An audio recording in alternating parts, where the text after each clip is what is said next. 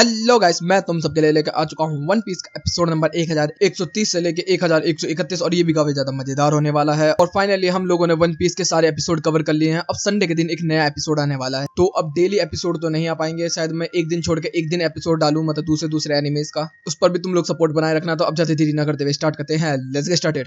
तो एपिसोड की शुरुआत में हम लोगों को देखने के लिए मिलता है कि कुमा की आंखों की तरफ से वो अपनी मम्मा पापा को देख रहा होता है, तो वो छोटा हुआ होता है। उसके बाद हमें देखने के लिए मिलता है कि इसके पापा को और इसकी पूरी फैमिली को स्लेव बना लिया गया। और जब इन लोगों को सेपरेट किया जा रहा था और फिर इसको मारा जा रहा था, फिर इसके बाप का इसका सामने कत्ल हुआ।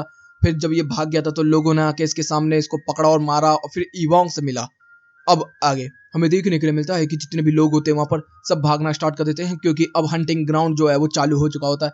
इधर से जो फ्लानिंग गार्डन है उसने किंग के ऊपर हमला किया था, जिस वजह से वो 10,000 पॉइंट नीचे है। तो हमें देखने मिलता है सारे बंदे भाग रहे होते हैं। सेटन भी यहाँ पर आया होता है और यहाँ पर भाई बंदों के ऊपर गोलियां बरसनी स्टार्ट हो चुकी है। हर एक बंदे के ऊपर एक पॉइंट लगाया हुआ है। लेकिन तभी उसी समय हम देखते हैं कि जो कॉन्ग होता है वो गार्प से बात कर रहा होता है, और गार्प जो होता है वो मजे कर रहा होता है, अपनी छुट्टियां बना रहा होता है। तभी वो कहता है कि अरे मुझे काम करने दे यार, गोड वैली पे जो होता है होने दे। तभी वो कहता है कि अब गोड वैली पे रोजर आ रहा है। तो भी कहते क्या, हमें भी जाना पड़ेगा। और इधर से हम लोग को देखने के लिए मिलता है कि जो गोड वैली होती है जिसके ऊपर खेल का मौत का नंगा नाच हो रहा होता है, इधर से हम देखते हैं कि जितने भी स्लेव्स होते हैं सब इधर से इधर भाग रहे होते हैं। लेकिन जो इवोंग होता है वो कह रहा होता है कि हम लोगों को किसी भी तरीके से यहाँ से सेव होना होगा। हमें 10 दिन तक ये चलेगी और 10 दिन के अंदर हमें पूरे आइसलैंड पर किसी भी तरीके से सर्वाइव करना होगा। अगर हम लोग सर्वाइव नहीं कर पाए तो बहुत सारी चीजें जो होंगी वो शिपें यहाँ पर आएंगी, हमें उनके अंदर बैठ के यहाँ से निकलना होगा। इधर से फ्लानिंग गार्डन ने कितने सारे बंदे मार दिए होते कि वो 10,000 पाउंड जो माइनस में था वो वापस आ गया प्लस के अंदर। इधर से इवोंग के साथ एक और लड़की होती है जिसका नाम है जीना। वो कह रही होती कि मैं किसी भी तरीके से सर्वाइव करूंगी। और यहाँ पर काफी ज्यादा ड्रैगन फ्रूट है, जिसमें से इवोंग जो है वो खा लेगी स्नेक फ्रूट जो कि काइडो का है। और एक और डेविल फ्रूट है जो है पॉपो फ्रूट। और पॉपो फ्रूट काफी ज्यादा ताकतवर और काफी ज्यादा यूनिक फ्रूट है, इस वजह से मैं उसको खाऊंगी और मैं हम लोग सारे के सारे यहाँ से निकल जाएंगे। तो यहाँ पर हमें एक बंदा चाहिए बस, कि कोई उन्हें मैनिपुलेट कर सके या फिर उनको बहका सके। तभी जो कुमा होता है वो अपना हाथ उठाता कहता है कि मेरे पास जीने का कोई सहारा तो है नहीं, तो मैं तुम सब लोगों को बचाऊंगा। इधर से हम लोगों को देखने के लिए मिलता है कि नेवी के बंदे बाहर की तरफ देख रहे होते, तभी सामने से उनके सामने आता है उनका बाप रोस्टी बैक। और वो पायलट जो होते सारे के सारे हमारे आ रहे होते और वो कह रहे होते कि नेवी की शिपों को तबाह करते हुए आज तो काफी मजा आया। न्यूगेट कैसा लग रहा है। इधर हम देखते हैं कि जो व्हाइट बेड होता है वो उसके पास सुसुई, उसके पास साइड में ग्लोरिया होती है स्नेक प्रिंसेस। तभी बिग ममा जो होती है वो भी आ जाती है और काइडो जो होता है वो छोटा होता है। और कैप्टन जॉन भी यहाँ पर आ जाता है, शिकी भी यहाँ पर होता है। सारे के सारे बंदे जो होते हैं वो कह रहे होते हैं कि अब इन सेलेस्ट ड्रैगन को दिखाएंगे हम मौत का नंगा नाच। सेलेस्ट ड्रैगन के सारे की फटके 64, क्योंकि उनको पता है कि रोस्टी बैक तो इनको छोड़ने वाला नहीं। ये लोग भागना स्टार्ट कर देते। तभी देखने के लिए मिलता है एक और बंदे की एंट्री हो जाती है जो कि है गोल्डी रोजर। गोल्डी रोजर अपने सारे बंदों के साथ एक साथ आ जाता है और यहाँ पर प्लानिंग गार्डन जो है वो कह रहा होता है कि मैं ऐसा होने नहीं दूंगा, किसी भी तरीके से मैं इनको हराऊंगा। कुमा जो होता है वो सारी चीजें देख ही रहा होता है। तब तक दूसरी तरफ से एक और शिप आती है और वो होती है गाप की। सारे के सारा केओस जो होता है वो मचना स्टार्ट हो चुका होता है। इधर से हम लोग देखते हैं कुमा वगैरह ने और इवोंग ने काफी सारे डेविल फ्रूट चुरा लिए होते हैं, जिसके अंदर वहां पर स्नेक फ्रूट और पॉप फ्रूट दोनों आ चुके होते हैं। लेकिन तभी हमें देखने के लिए मिलता है कि यहाँ पर जो बिग ममा होती है वो आ जाती है और इवोंग को दबा लेती है और उससे फ्रूट छीन लेती है काइडो वाला। और यहाँ पर वो कह रहा होता है कि पॉपो फ्रूट भी मुझे दे दे, लेकिन जो पॉपो फ्रूट होता है उसको वो देता नहीं है और आखिर में वो निकल जाता है। हमें देखने के लिए मिलता है कि जो कुमा होता है वो भागता हुआ जा रहा होता है, तभी उसको सेटन के सामने टकरा जाता है। वो कह रहा होता है कि मुझे माफ कर देना, मुझे ये सब अच्छा नहीं लग रहा है यहाँ पर, मुझे प्लीज बचा। और वो अजीब सा फील कर रहा होता है। तभी हमें देखने के लिए मिलता है कि गॉड वैली उस दिन के बाद शांत हो गई। सीन चेंज होता है। पता क्या चलता है कि इवोंग और इवोंग के साथ जितने भी स्लेव्स थे और कुमा के जितने भी स्लेव्स थे उन सबको छोड़ दिया गया है अब वापस उसी आइसलैंड पे जिसके अंदर कुमा जो पहला था रहता था। यहाँ पर वो कह रहा होता है कि इवोंग तो तुम लोग यहाँ पर अच्छे से रहना, मैं कुछ सालों में तुम्हारे पास वापस आऊंगा और हम लोग साथ में घूमेंगे। तो यहाँ पर वो जो इवोंग है वो चला जाता है। इधर से जीना और कुमा साथ में रहने लगे। इधर से हम लोगों को देखने को मिलता है कि कुमा जो है वो काफी ज्यादा पावरफुल है, क्योंकि इनके ब्लड के अंदर जायंट्स का ब्लड होता है। इस वजह से हमें देखने को मिलता है कि वो लोग अच्छे से अपनी जिंदगी बिता रहे होते हैं, 4-5 दिन अच्छे काट लेते हैं। तभी दो बंदे आके जो इनको परेशान करना स्टार्ट कर देते हैं। और पता क्या चलता है कुमा की एज जो है यहाँ पर 13 साल है। तो वो कह रहे होते हैं अभी इसको तो सटाएंगे, लेकिन जो जीनी होती है वो बहुत ज्यादा मारती है। तो जो इनको चोट पहुंच जाती है तो कुमा जो होता है इनका दर्द गायब कर देता है, जैसे कि थ्रिल बाग में लूफी का किया था। उसके बाद ये लोग जो होते हैं इनको फॉलो करना स्टार्ट कर देते हैं और फिर ये साथ में रहना स्टार्ट कर देते हैं जीना और कुमा। इधर से जो जीने होता है वो कह रहे होते कि ऐसी हमारी अच्छी सी जिंदगी बीत जाए, मैं अब दोबारा से स्लेव नहीं बनना चाहती। तो जो कुमा होता है वो याद करने लगता है कि हाँ मैं भी नहीं। तभी कुमा अपने बाप को भी याद करना स्टार्ट कर देता है कि किस तरीके से मैं उनके साथ बैठ कर खाता था। लेकिन कोई बात नहीं, अब मुझे अपनी नई फैमिली चालू करनी होगी। तब तक हम देखते जीना जो होती है वो रोना लगती है। इतने में भाई कुछ कुमा होता है वो भी उसको देख के रोने लगता है तो वही बच्चा है, बेशक कितना भी ताकतवर हो है तो बच्चा ही।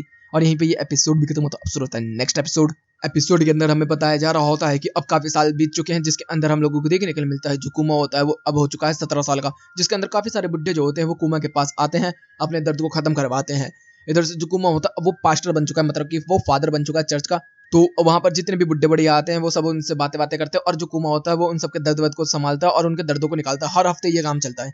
इतने में वो कह रहे होते कि यार कभी कभार सैटरडे फ्राइडे को भी रख दे।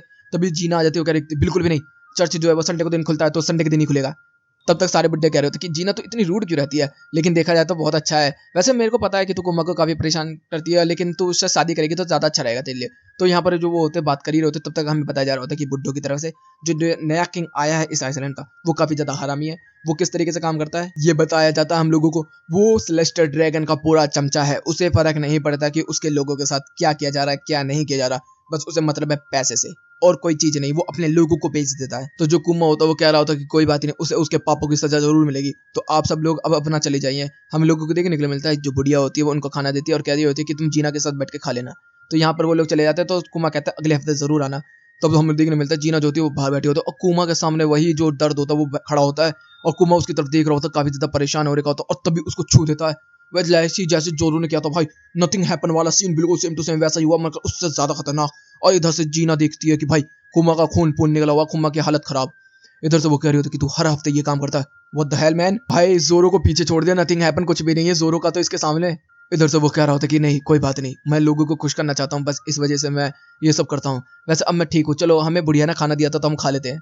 तो वो कहते कि ठीक है मील टाइम। अब वहाँ पर खाना स्टार्ट कर देते हैं और साथ में खा ही रहे होते हैं। और फिर कुछ और साल बीत चुके हैं जिसके अंदर अब कुमा जो है वो फादर बन चुका है, मतलब रियल फादर नहीं, मतलब चर्च फादर। इधर से जो जीना होती है तभी वहां पर आती है और कुमा से कह रही होती है कि चलो कुमा मुझे तुमसे कुछ इंपॉर्टेंट बात करनी है तो आ जाओ। तो वो उसको लेके जाती है। तो वहां पर वो कॉफी वॉफी चाय वगैरह आराम से पीते हैं। तो वो बाहर देख रही होती है, काफी अच्छा मौसम हो रखा था। तभी वो कुमा की तरफ देखती है और कहती है कुमा हम लोगों को शादी कर लेनी चाहिए। कुमा जो होता है उसको देखता है, तभी वो कहता है कि नहीं। तभी उसको याद आता है कि किस तरीके से उसके बाप के ब्लड की वजह से इसकी माँ को भी जेल कर दिया गया था, तब कि इसकी माँ जो होती है वो किसी भी इस लाइनेज से आई ही नहीं थी। तो वो मना कर देता है। तो इधर से वो रोना स्टार्ट कर देती है। तो वो कह रहा होता है कि मैं देख तुझे हैप्पी करना चाहता हूँ, लेकिन मैं तुझे दर्द में बिल्कुल भी नहीं देख सकता।